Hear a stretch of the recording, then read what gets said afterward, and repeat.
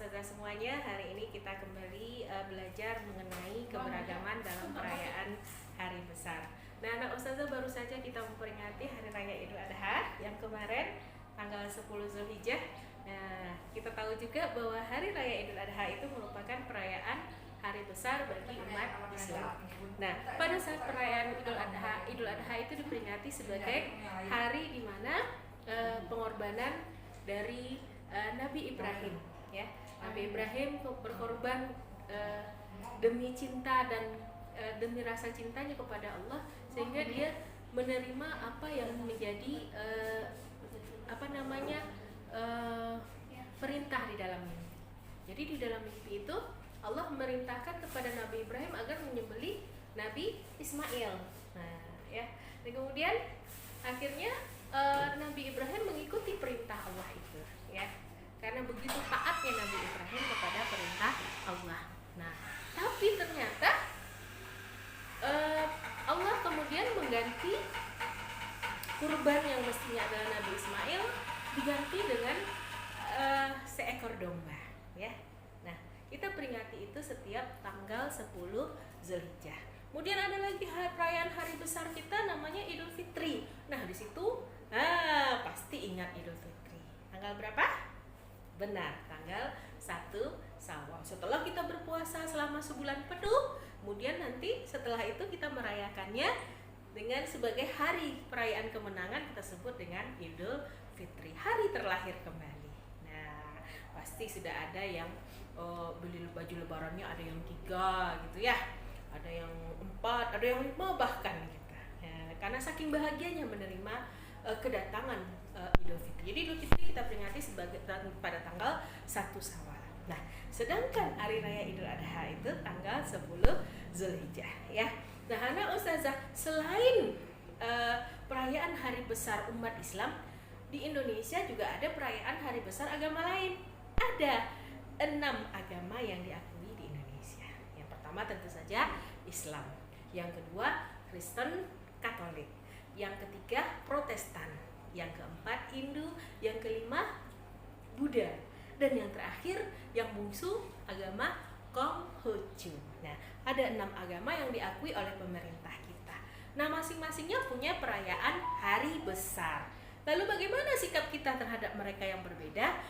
Kita harus menghargai mereka, ya. Jangan pernah ketika ada orang merayakan hari raya Waisak, Nyepi, kemudian kita marah, kita melarangnya, tidak boleh. Karena masing-masing kita memiliki kepercayaan yang berbeda.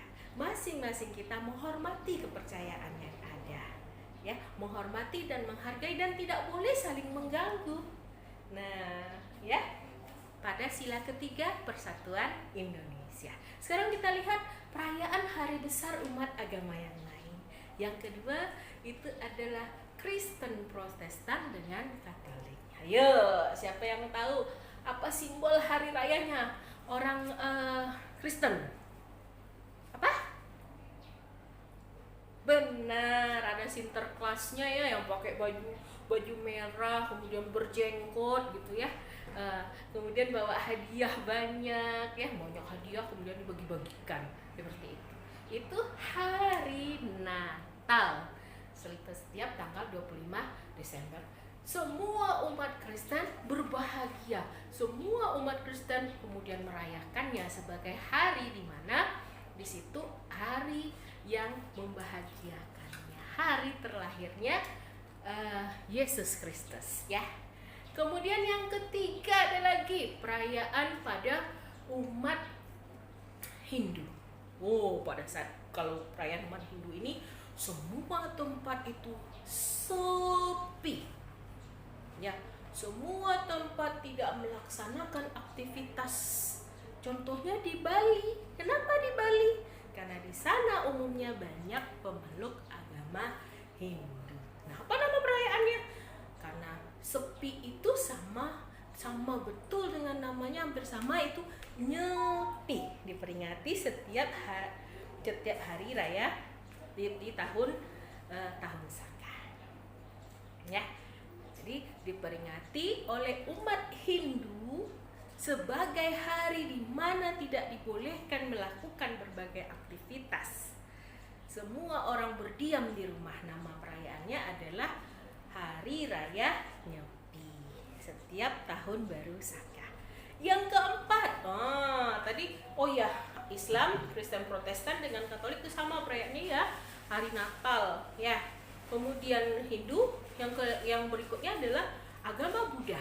Nah, agama Buddha ini yang dibawa oleh Siddhartha Gautama, ada hari perayaannya namanya Hari Raya Waisak ya, Hari Raya Waisak.